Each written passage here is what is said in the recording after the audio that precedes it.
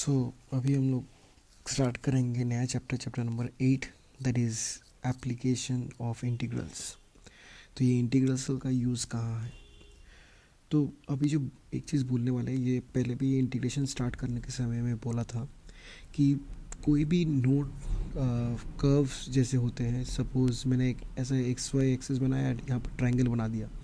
तो अगर कोई बोलेगा कि what is the area bounded by this triangle, तो इजीली हम लोग हाइट और बेस लेके half into base into height multiply करके मुझे एरिया ऑफ द ट्रायंगल मिल जाएगा। तो उसी से the region bounded by the triangle मिल जाएगा। अब अगर उसी एक्स और वाई एक्सिस पर अगर मैं रेक्टेंगल डालूँगा, तो सेम केस लेंथ और विड्थ यूज़ करके, लेंथ इंटू विड्थ करके मुझे फिर एरिया ऑफ द रेक्टेंगल या तो area bounded by the rectangle मिल जाएगा। तो यहाँ पर for different different known curves के लिए हम लोग ऐसे करके इजीली उसके फॉर्मूला यूज़ करके एरिया निकाल सकते हैं। लेकिन अगर कोई ऐसा कर्व आया जिसका कोई मोल नहीं है, अब ये सर्कल जैसा भी नहीं दिखता है, तो इन कर्व्स का एरिया कैसे निकालेंगे। तो इन कर्व्स का एरिया निकालने के लिए हम लोग क्या करते हैं, हम लोग एक छोटा सा स्ट्रिप लेते हैं। तो इस कर्व की जितना भी सारा रीजन है, तो उनको ऐसे छोटा छोटा स्ट्रिप्स में, मतलब छोटा छोटा रेक्टेंगुलर फिगर्स में ब्रेक करते रहेंगे। तो जितना हो छोटा हो सके करते रहेंगे। जैसे डेफिनेट इंटीग्रल के टाइम में लिमिट्स ऑफ सम में एक्सप्लेन किया था, तो जितना ज़्यादा होगा उतना अच्छा मेरा अप्रॉक्सीमेट वैल्यू आएगा।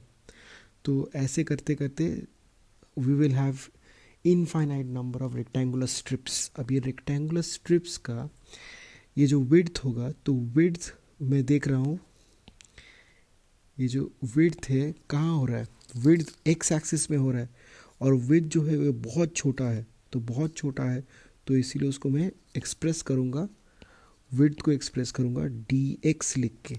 आई will have the width as, एक सेकंड उसको ठीक से कर रहा हूँ। तो किसी भी एक पर्टिकुलर स्ट्रिप को लेते हैं, तो उसका जो विड्थ होगा वो हो जाएगा डी एक्स, बिकॉज वो एक्स एक्सिस पे है, इसीलिए the smaller length is at d x.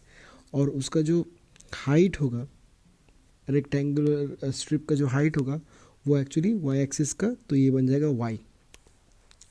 तो किसी भी एक पर्टिकुलर रेक्टेंगल का जो एरिया होगा वो होगा वाई डी एक्स।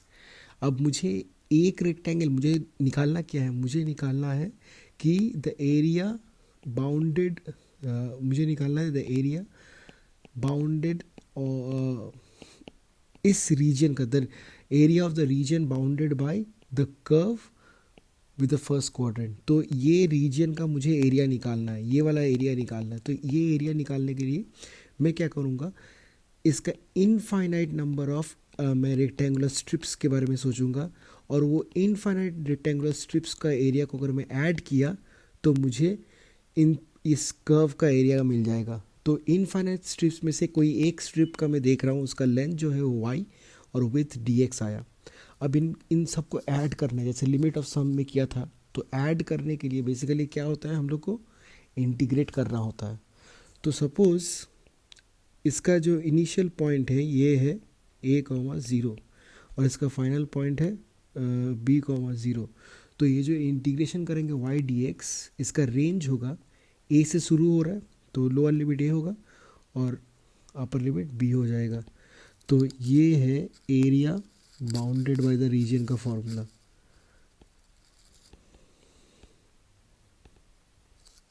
ठीक है। अब यहाँ पर दूसरा और एक जा रहे हैं। अब इस केस में क्या था कि यहाँ पर हम लोग एक्स एक्सिस में लिया था। अब हम लोग क्या करेंगे, अब हम लोग इस स्ट्रिप को वाई एक्सिस पे लेंगे। तो वाई एक्सिस पे अगर लिया तो क्या हो जाएगा now, so now y axis पे लेने से अब ये वाला स्मॉलर डिस्टेंस हो जाएगा। सो दिस विद बिकम्स, ये बन जाएगा डी वाई, और किसी भी एक रेक्टेंगुलर स्ट्रिप का ये लेंथ बन जाएगा एक्स। तो एक पर्टिकुलर रेक्टेंगुलर स्ट्रिप का एरिया है एक्स डी वाई। और सपोज़ यहाँ इसका ये सोचो 0,a और इसका सोचो 0,b। तो अगर मुझे area of the bounded reason निकालना होगा, तो मैं क्या करूँगा, इसको इंटीग्रेट करूँगा फ्रॉम a टू b। तो ये बन जाएगा मेरा area of the bounded reason का फॉर्मूला।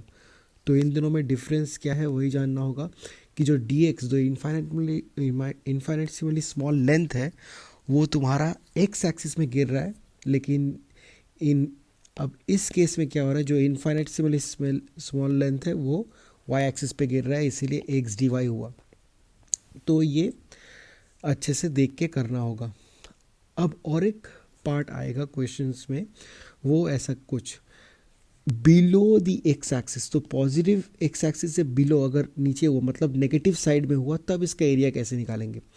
तो अगर मैं इसको इंटीग्रेट करूँगा तो सपोज़ ये a,0 और यहाँ पर b,0 हुआ, तो अगर मैं इस रीजन को इंटीग्रेट कर रहा हूँ, जैसे कि मैंने प्रीवियस बोला किसी भी चीज़ का किसी भी रीजन का अगर एरिया निकालना हो तो मैं बस इंटीग्रेट करना है। तो अगर मैं इसको इंटीग्रेट करता हूँ a,b और fx dx, इसको इंटीग्रेट करूँगा तो मुझे पता है ये जो रीजन है ये negative side negative below the x axis लाई करता है, मतलब नेगेटिव वैल्यू होगा। तो उसका मतलब ये जो वैल्यू है ये गारंटीड नेगेटिव वैल्यू ही होगा। लेकिन जब हम लोग एरिया बोल रहे हैं, जब हम लोग एरिया निकाल रहे हैं, एरिया तो कभी नेगेटिव हो नहीं सकता। इसीलिए व्हेनेवर द कर्व, जब भी कर्व तुम्हारा एक्स एक्सिस के नीचे लाई करेगा तब हमें क्या करना है, तब हमें मॉड्यूलस यूज़ कर लेना है। तो अगर एरिया नेगेटिव भी आए तो उसका मॉड पॉजिटिव वैल्यू देगा। तो यहाँ पर ये तीन अलग अलग केसेस हैं जो मुझे ध्यान में रखना पड़ेगा for solving questions regarding area of integrals. तो यहाँ पर पहला क्वेश्चन जो होगा वो होमवर्क रहेगा। तो एक्सरसाइज 8.1 क्वेश्चन नंबर 2 करते हैं। तो यहाँ पर क्या बोला है, फाइंड द एरिया। तो मुझे निकालने बोला है, एरिया निकालने बोला है। Find the area bounded, find the area of the region bounded bye, मुझे एरिया ऑफ द रीजन निकालना है। अब कौन सा रीजन ये निकालने बोला है, तो बाउंडेड बाय, यहाँ पर मैं कर्व लिख दूंगा। कौन सा कर्व से बाउंड कर रहा है, y square is equal to 9x, इससे बाउंड हो रहा है। एंड लाइन, दो लाइन है, एक है x is equal to 2 and x is equal to 4, these are two lines. And x axis in the first quadrant, x axis in the first quadrant। तो ये हमारा कर्व्स बोला है। तो इन सब का मैं डायग्राम ग्राफ ड्रॉ करूँगा। तो इन सबका ग्राफ ड्रॉ करने के बाद जो मेरा कॉमन रीजन मतलब बाउंडेड रीजन होगा उसका मुझे एरिया निकालने बोला है। तो स्टार्टिंग विथ पहला वाला ड्रॉ कर रहे हैं, that is y square is equal to 9x। तो वो बेसिकली एक पैराबोला है, y square is equal to 9x, और x जो है वो स्क्वायर है किसी का, x is equal to y square. तो x अगर किसी का स्क्वायर है ऑब्वियसली x कभी नेगेटिव नहीं होगा। तो x अगर नेगेटिव नहीं होगा तो x नेगेटिव फर्स्ट और फोर्थ क्वार्टर में नहीं होता है। तो मेरा जो कर्व है वो कुछ ऐसा दिखेगा। तो यहाँ पर मैं लिख दूंगा y square is equal to 9x और ये बन जाएगा 0,0। ना ये करने के बाद अब मैं देखूंगा x इक्वल टू 2। तो x इक्वल टू 2 कहाँ होगा, तो कहीं भी एक पॉइंट ले लो जहाँ वहाँ पर मार्क कर दो 2,0 और एक ऐसे करके लाइन ड्रॉ कर दो पैरेलल टू वाई एक्सिस। तो बन गया x इक्वल टू 2। तो तुम एक चीज़ नोट करोगे, ये लेंथ जो देखोगे हर जगह यहाँ पर 2 ही आएगा।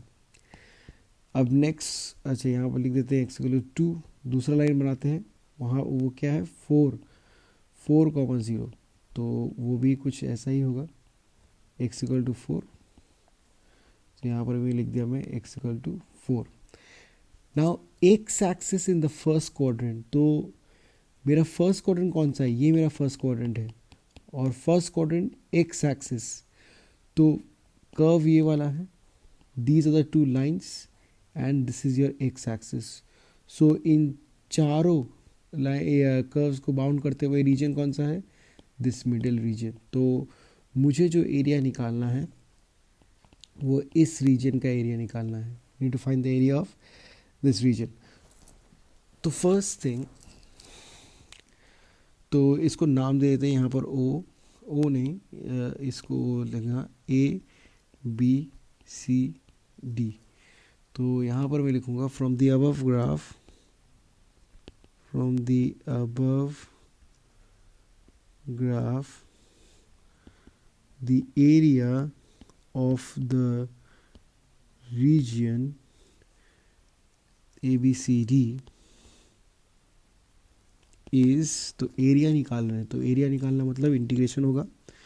और यहाँ पर अगर मैं ऐसे करके एक स्ट्रिप ड्रॉ करता हूँ, फिर ड्रॉ स्ट्रिप लाइक दिस, कोई भी एक रेक्टेंगुलर स्ट्रिप ड्रॉ किया, तो ये जो इनफाइनेटसिमली स्मॉल लेंथ है ये dx होगा, और ये जो लेंथ है ये y हो जाएगा, तो y dx। और इसका लिमिट कहाँ से स्टार्ट करेगा, x का वैल्यू देखो, जो dx है वो x के रेंज में है, तो 2 से लेकर 4, तो ये है area.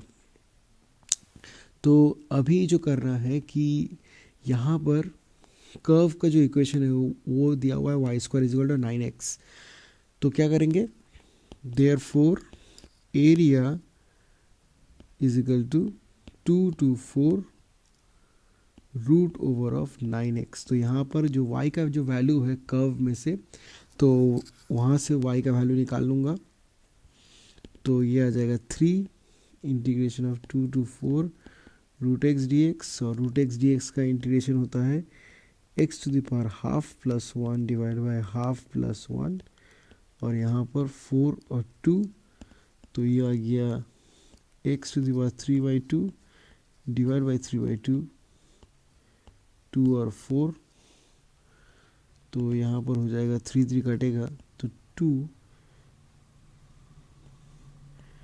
x to the power 3/2, 4 और 2, तो पहले अगर 4 पुट करेंगे तो 2 4 to the power 3/2 minus 2 to the power 3/2, तो ये आ रहा है 2, ये हो जाएगा 8 माइनस, और ये होगा 2√2।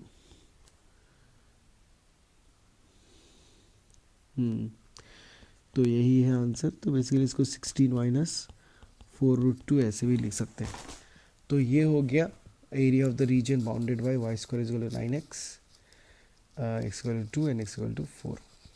ठीक है, तो इसको यहाँ पर स्क्वायर यूनिट्स लिख देना होता है। अब क्वेश्चन नंबर 3 देख रहा हूँ मैं। क्वेश्चन नंबर 3 जस्ट मैं बता दूंगा, इसको खुद से सॉल्व कर लेना। तो क्वेश्चन नंबर 3 में क्या हुआ है कि कर्व दिया हुआ है, कर्व जो दिया हुआ है वो x square is equal to 4y, फिर लाइंस दिया हुआ है y is equal to 2 and y is equal to 4 and y axis in the first quadrant.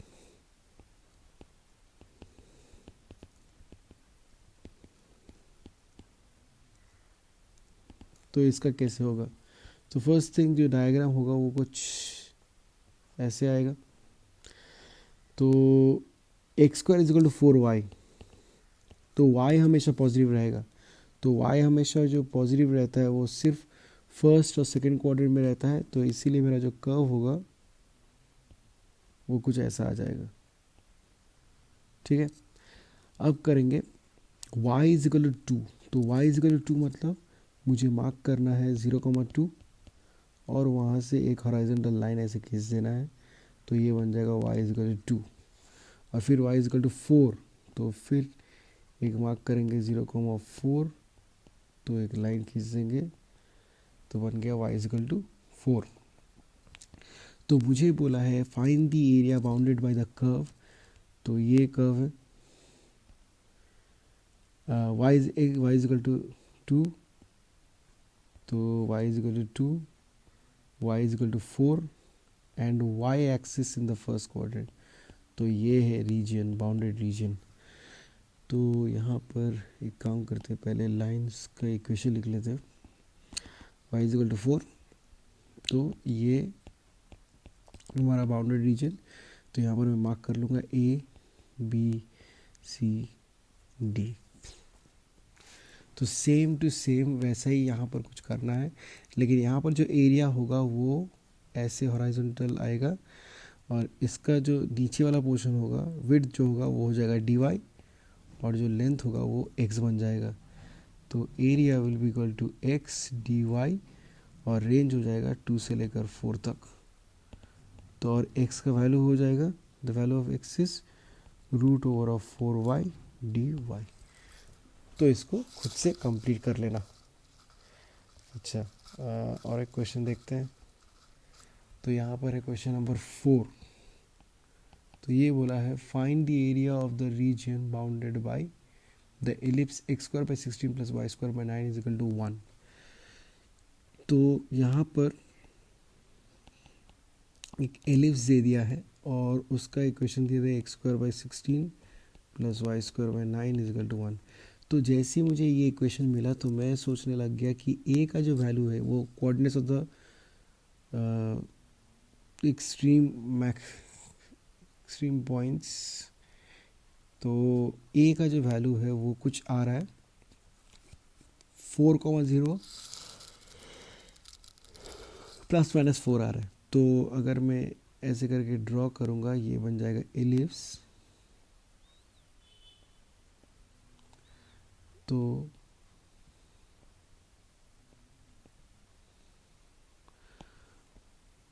So once we have the ellipse, तो ये आ गया ellipse.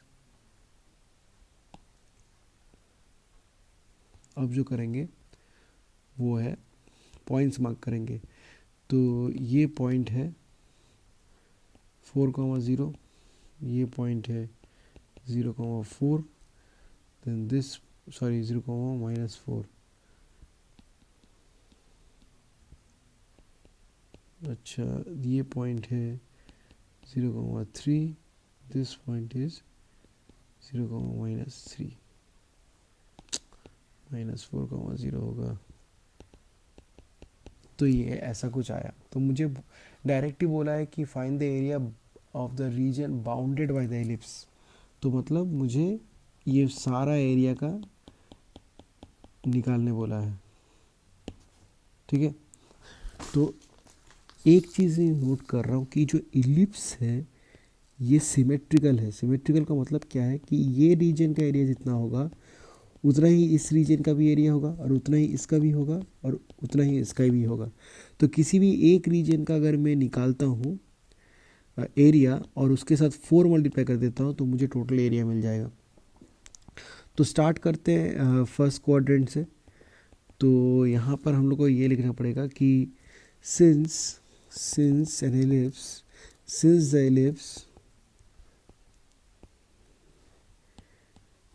the ellipse is symmetrical about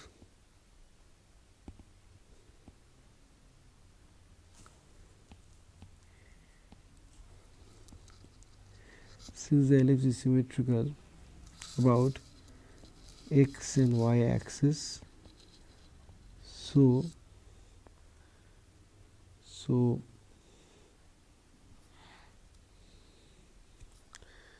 the area bounded by the ellipse is equal to 4 times the area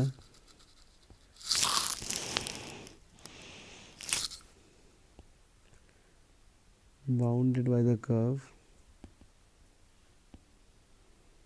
in the first quadrant.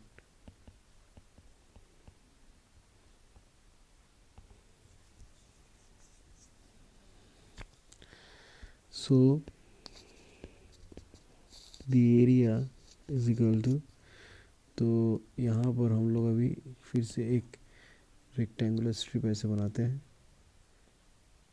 तो इसका जो width है वो बन जाएगा dy और लेंथ है x, तो ये बन जाएगा x dy और रेंज होगा यहाँ पर। तो यहाँ पर y का वैल्यू कितना है, ये 0,0 और यहाँ पर y का वैल्यू 3, तो ये होगा 0 से लेकर 3। तो x का वैल्यू कितना हो रहा है, तो here the value of x, तो ये मुझे निकालना पड़ेगा। तो ये रफ भी करने से चलेगा। तो x square by 16 is equal to 1 minus y square by 9, x square is equal to 16 minus 16 y square by 9, therefore x is equal to root over of 16 minus 16 y square by 9। तो इसको ऐसे भी लिख सकते हैं, is equal to 4 root over of 1 minus y square by 9, we can write like this. तो ये बन जाएगा, एक्स की जगह पे मैं लिख दूंगा 4 root over of 1 minus y square by 9 dy।